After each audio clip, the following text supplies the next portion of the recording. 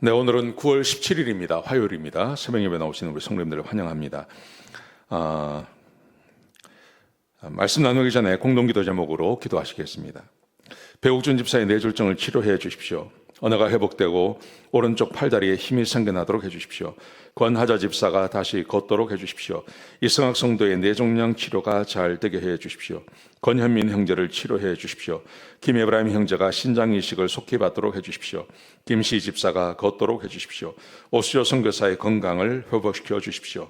예수님의 이름으로 기도합니다. 아멘. 오늘 본문의 말씀은 느헤미야 9장 9절에서 18절까지 말씀입니다. 우리가 반드시 알아야 할 것이라는 주제로 하나님의 말씀 함께 나누려고 합니다. 어제 말씀부터 에스라를 비롯한 레위 사람들이 이스라엘 백성들에게 하나님의 율법의 말씀을 쭉 읽어드립니다. 근데 그 내용이 어떤 거냐 하면 하나님이 원하시는 것이 무엇이고 우리가 무엇을 해야 하는지에 대해 초점이 맞춰져 있는 겁니다. 남의 이야기가 아니고요. 제3자의 입장으로 성경을 보는 게 아니라 하나님과 우리가 어떤 관계에 있었고 그리고 하나님께서 우리에게 원하시는 것이 무엇이고 우리는 어떻게 해야 하는데 우리 조상들이 이것을 하지 못했습니다. 그래도 우리도 이것을 하지 못하고 있습니다. 여기에 초점이 맞춰져 있는 거예요. 여러분, 성경은 그렇게 읽어야 됩니다. 이게 굉장히 중요합니다.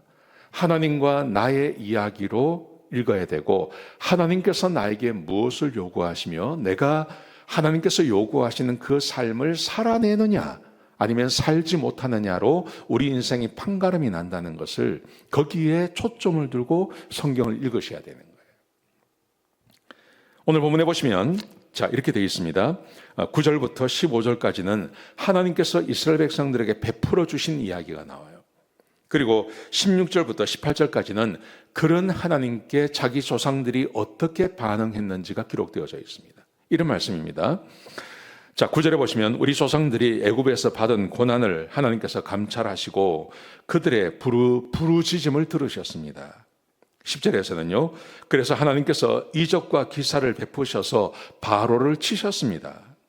11절에 보시면 바다를 가르시고 우리를 끌어내셨고 애굽 사람들은 돌이 깊은 물에 던짐같이 그렇게 깊은 물에 던지셨습니다. 실제로 출애굽할 때 홍해를 가르시는 사건을 이야기하는 것이죠. 12절에 보시면 낮에는 구름 기둥으로 밤에는 불 기둥으로 우리를 인도해 주셨습니다. 13절에서는요. 그래서 하나님께서 시내산이 강림하셔서 규례와 율례와 율법을 우리에게 주셨습니다.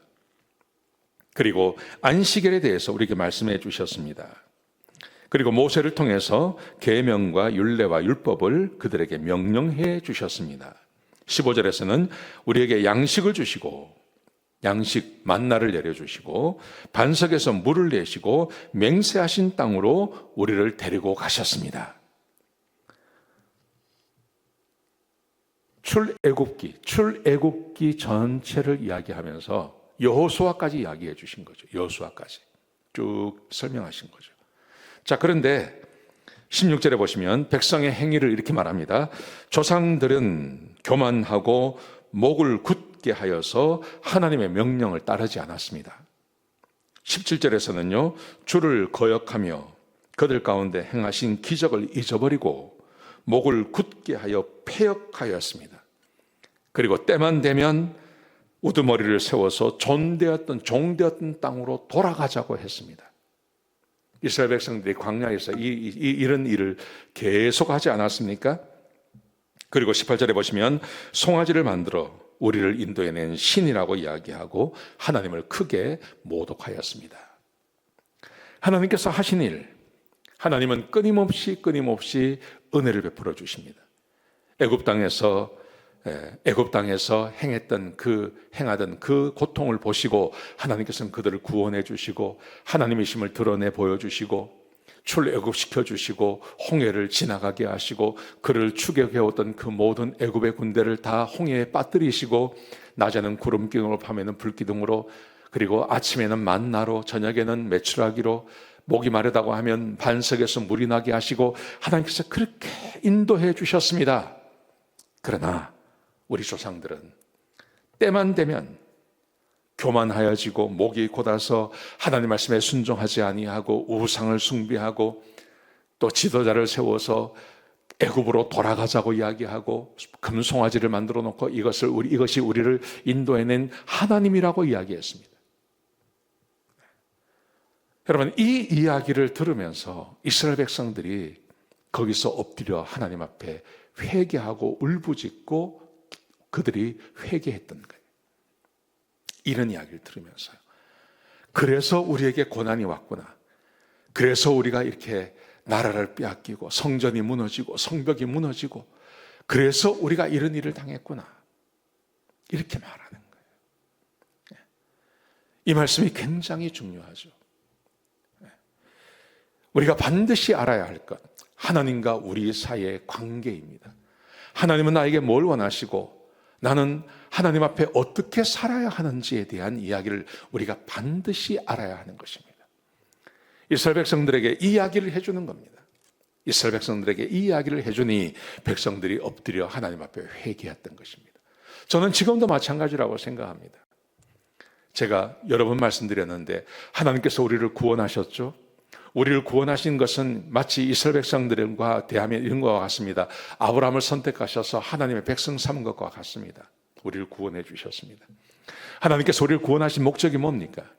하나님 말씀대로 살게 하려고요. 우리와 언약을 맺으시고 그 언약 가운데 살게 하기 위해서요. 계명을 주시고 우리가 서로 사랑하기를 원하지 않습니까? 여러분, 그런데 우리 백성들이 어떻게 살아갑니까? 하나님의 백성들이 하나님과 언약 가운데서 살아갑니까? 아니면 내가 원하는 대로 살아갑니까? 구원받은 백성이라 하더라도요. 이거 우리가 알아야 하는 거예요. 지금 우리가 이 말씀을 들어야 하는 거예요. 굉장히 중요한 겁니다. 저는 이 말씀을 우리 성도님들이 다 보셨으면 좋겠습니다. 이스라엘 백성들에게 하나님께서 주셨던 말씀, 하나님께서 이 에스라를 통해서 하나님께서 주셨던 이 말씀을 백성들이 듣고 회개한 것처럼 지금도 우리에게 이런 말씀을 듣고 하나님과 나 사이, 하나님께서 나를 왜 구원하셨나? 나에게 기대하신 것이 무언가? 나는 어떻게 살아야 하나? 왜 나에게 고난이 오나? 하는 것을 좀 생각해 보시고 그리고 회개하시고 또 그렇게 잘 살고 있다면 하나님 말씀에 순종하시면 그러면 그 삶을 계속 살아나가는 게 필요하죠. 그런 게 우리에게 필요하다고 생각합니다. 우리가 반드시 알아야 할 것입니다. 이 말씀 붙잡고 오늘 하루 사셨으면 좋겠습니다. 기도하시겠습니다. 아버지 하나님, 귀한 말씀 주셔서 감사합니다. 하나님의 말씀을 따라 살게 해주시고 주의 말씀을 따라 살게 해주시옵소서.